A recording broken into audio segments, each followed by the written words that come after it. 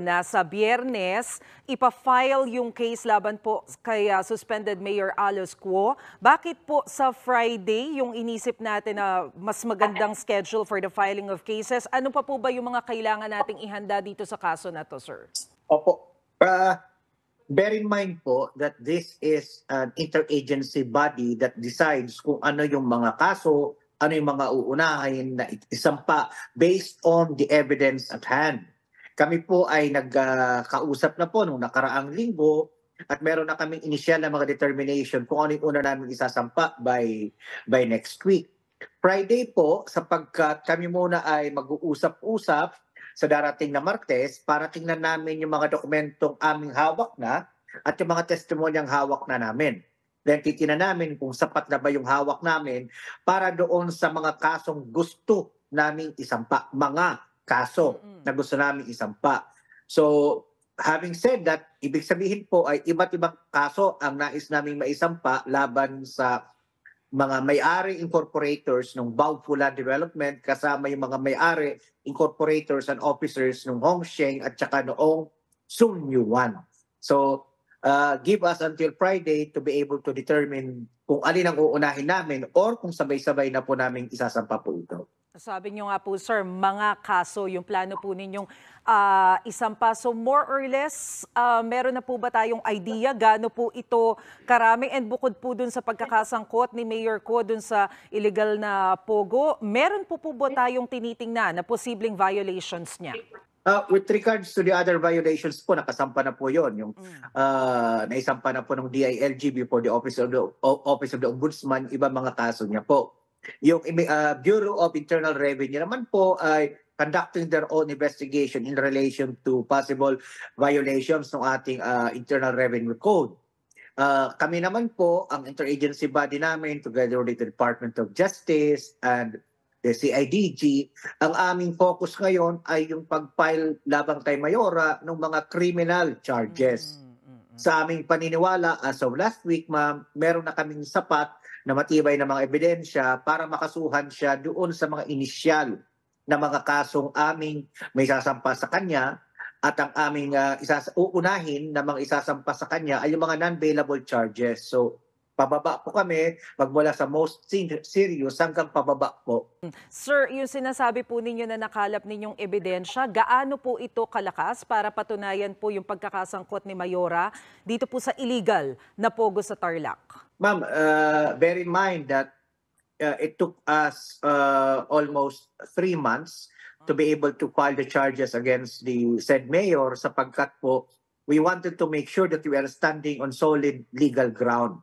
So sa aming evaluation, sapat na po ang hawak naming mga ebidensya para masampahan po siya before the piskalya at saka maayunan naman po kami ng piskalya doon sa sasampa naming kaso laban sa kanya. So far po ba, sir, ano yung nakikita natin na naging role nitong si Mayor Quo dito sa nakita natin o nadiskubre natin na illegal pogo hub sa Tarlac? Well, without going so much into specifics, naipakita naman na natin yung ilang mga papel na hindi maipaliwanag ni Mayora doon sa mga naunang mga Senate hearings. At meron din kaming naipakita doon sa executive session.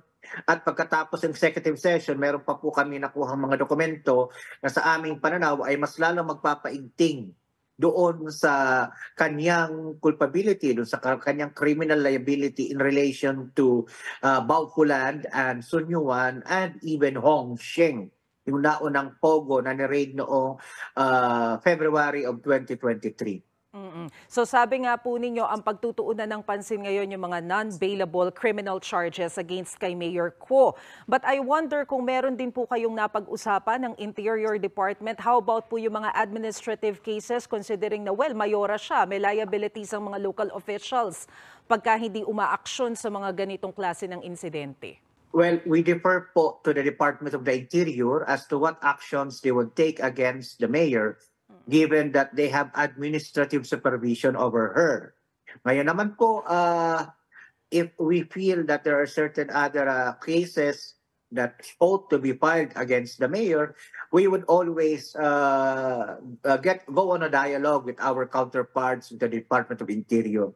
Basta ang atin lamang po ay mapapanagot po natin lahat ng mga may sala sa problemang ito nang sa gayon ay hindi na sila tularan nung iba pang mga nagbubulag-bulagan at saka kumakanlong doon sa problema ng scamming, problema ng human trafficking, kidnapping and the like. Sir, base po dun sa mga lumalabas na reports, nakita rin daw po ang pangalan ni former presidential spokesperson Harry Roque dun sa listahan ng mga legal representative nito pong illegal na Pogo o nitong Pogo Hub sa Porac. Kasama rin po ba ito sa mga tinitingnan natin or yung mga iniimbestigahan natin, sir? Sa ngayon po kasi, ang nakita lamang po natin dokumento ay ilang mga dokumentong permado ng dating presidential spokesperson. Sa aming pananaw, wala pa pong sapat na ebidensyang mag-uugnay sa kanya sa isang pagkakamaling kriminal, no? So patuloy pa po kami nag-iimbestiga, ma'am, bakit natagpuan yung kanyang permadong dokumento doon sa lugar. May mga iba pa kaming nakita ng mga documents, but we don't want to jump into conclusion until such time na meron na kaming matibay na ebidensya kung meron nga ba talaga siyang pagkakamali o wala. Bear in mind na kung legal representative po siya, hindi naman po siguro krimen ang mag-provide ng legal services dito sa mga ganitong klaseng mga kumpanya. So, paglilinaw lang, sir, ibig sabihin for now, hindi kasama si Attorney Roque sa isyong ito o dun sa mga tinuturing natin na suspect? No, hindi po siya person of interest at this point. But we cannot definitively say na mananatiling ganon ang kanyang estado. Depende lang mo yan talaga sa dokumento na nakukuha natin, no? And I understand, sir, na bukod po dito sa tiningnan natin, ni-raid natin na Pogo Hub, dyan sa Porac, meron din mga iba pa na maliliit na scam hubs na pinatatakbo din daw ng mga Pinoy mismo dyan po sa Pampanga. Ano na po ang update dito? Kamusta na po yung isinasagawa natin na investigation? Meron na po ba tayong idea kung sino-sino yung mga tao na nasa likod nito? I may have been misquoted by the media last Saturday when I said that meron nga kaming tinitingnan ng mga maliliit na mga scam farms sa pinatatakbo ng 20 hanggang 50 mga tao. Marami dito ay mga Pilipino. Hindi ko po sinabi na mga Pilipino na nagpapatakbo, pero ang sabi ko po ay ako'y natatakot na dumating ang panahon na itong mga maliliit na mga scam farms na ito, eventually, yung mga promotor na po, yung nagpapatakbo ay mga Pilipino because the Filipinos are getting good at it, and once they're able to save enough money to be able to provide the capital, hindi na po nila kakailanganin yung mga Chinese na mga bosses, sila na rin po magpapatakbo. Pero at this point, totoo po yan. Marami kaming minamanmanan ng mga maliliit na mga scam hubs dito nagkalat sa Central Luzon at sa Metro Manila. So kumbaga, sir, as of now, lumalabas na yung mga Pinoy are just assisting yung mga Chinese leaders sa pagpapatakbo nitong mga illegal Pogo Hubs na to. Pero wala naman sa kanila pa yung nangunguna. Tama po yun. Tama po yun. Oo. But at least, sir, meron bang known personalities na involved na minamatsagan din po ninyo ngayon? Marami po. In fact, we are overloaded with information. Remember, not every information is A1. Not every information can be verified. Not every information is true. So kinakailangan po namin i-validate constantly itong mga information na ganito nang sa gayon ay meron kaming sapat na basihan para mag-apply ng search warrant. No? So in the next few days, in the next few weeks, probably we'll have enough to be able to apply for a new search warrant against some of the other scam hubs, scam farms na tinitinan po natin. Sino-sino po itong personalities, sir, kung pwede po natin na mapangalanan? But if not, ano po ba to? Politics? These personalities are just criminals. They're foreign nationals or fugitives in their country, foreign nationals who are into this type of criminal activity. Ang kinakatakot lang talaga natin is may ilang mga tiwaling mga opisyal ng gobyerno na tumitingi na hindi ginagawa ng maayos ang kanilang trabaho. Sapagkat hindi naman po pwede na mamamayagpag sa loob ng isang bayan, sa loob ng isang probinsya, ang ganito kalaking mga scam farms kung hindi alam ng mga dapat tumitingin dito. Kasi po, para sa akin, para sa amin, ang dapat unang mata at saka tenga ng gobyerno ay yung mga local government units sapagkat sila po yung nandoon sa ground. Di ba? Katulad nga po nung nangyari dyan sa Porac, nawalan nga po ng permit. Wala pong permit as of January 2024. Pero sila po yung nag-operate magmula January hanggang June 4, 2024. At kung titingnan ninyo, almost 1,000 foreign nationals are coming in and out of the location. Tapos may mga kung ano-ano pang mga activities sa loob. So, bakit po ganoon? Bakit nangyari na hindi nakita ng LGU yung problema dyan sa Porac? So, hindi ho kapanipaniwala para sa amin yung mga rasong ibinibigay sa amin, ibinibigay sa media at ibinibigay sa kung saan pang mga public forum ng mga naturang local government officials niyang Porac. Kaya kami ay nakikiusap na sana tingnan din po ito ng Department of the Interior and local government na mapapanagot kung meron man dahil sa kapabayaan ang naturang LGU. And bukod po dito, sir, sa Porac or sa Pampanga as a whole, meron din po ba tayo na tinitingnan na ibang mga lugar dito po sa Pilipinas na posibleng merong mga scam hubs? Napakarami ho, napakarami to be honest with you.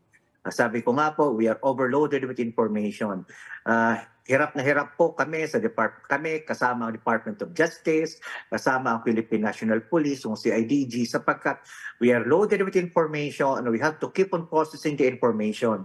In fact, the question is, meron ba? The question is, ano ang uunahin nating ipasara depending on the priority? We have to prioritize the operations, ma'am. Paano yung prioritization? Kapag may buhay na nakasalalay sapagkat tinotorture, kinidnap, at may naririnig kami mga pinapatay sa mga lugar, katulad dyan sa may Porac, uunahin po namin yan. So, yun yung aming pinaka-rubrics, yung standard namin ng pamimili kung ano ang uunahin. Okay. So, anong probinsya po ito, sir? Ano-anong probinsya pa? Nagkalat po sa Central Luzon, nagkalat po dito sa Metro Manila. They have gone all the way to the Visayas and even in Mindanao. So, honestly speaking, nagkalat po sila eh. They have acted with impunity this past several years. Ngayong administrasyon lamang po ni Presidente Marcos na mas pinaigting ng ating gobyerno sapagkat nagiging tampulan na po tayo ng tawanan at tukso sa international community. Sapagkat maraming kaso ng money laundering sa international community ay naiuugnay dito sa Pilipinas. No? Yung kaso doon sa Singapore, yung dalawang business partners ni Mayor Guo, may naiuugnay rin po sa Pilipinas yun. Yung kaso dito sa Isle of Man, sa United Kingdom, nauugnay rin po dito sa Pilipinas. So, napakarami hong kaso ng money laundering, ng scamming, ang naiuugnay dito sa Pilipinas. Kaya, pinaigting po ng kasulukuyang administrasyon sa pangunguna ng aming Executive Secretary, Chairman Lucas P. Bersamin, at ng ating Presidente, President Ferdinand Marcos Jr., mas pinaigting ngayon kasi nagiging tampulan na po tayo ng katatawanan sa ibang bansa gawa ng mga scams na nag-emanate from the Philippines. Sir, meron pa po ba kayong gustong idagdag na dapat malaman po ng ating viewers? Ang amin lamang pong gustong idagdag ay isang pakiusap. Isang pakiusap po na itong problemang ito ay hindi po natin malulutas kapag iaasa lamang po sa isa o ilang ahensya ng gobyerno. This problem needs a whole of government approach and a whole of nation solution. Paano pong ibig sabihin nun? Yung mga local chief executives, magmula sa gobernador, pababa sa mga alkalde, pababa doon sa mga barangay kapitanes, sila po ang mga mata at saka mga tenga ng ating gobyerno. So, we ask them, we implore them to be very proactive in taking a look at their localities, at their areas of responsibility. Also, we are calling on the communities kasi this would also require a whole of nation approach. Yung mga community po, imposible naman po siguro hindi napapansin ng mga tao yung mga hubs na kasinlalaki ng mga ganyan ng Saporac at saka sa Bamban. Kapag may ganito po kayong nakikita, please makipag-ugnayan po kayo sa inyong lokal na pulisya, sa inyong LGU. Kung sa tingin naman ninyo ay hindi inaaksyonan, meron pong Facebook page ang PAOK. Hanapin po kami sa Facebook at makipag-ugnayan po kayo sa amin at kami po ay gagawin namin ang lahat ng aming makakaya within our limited resources.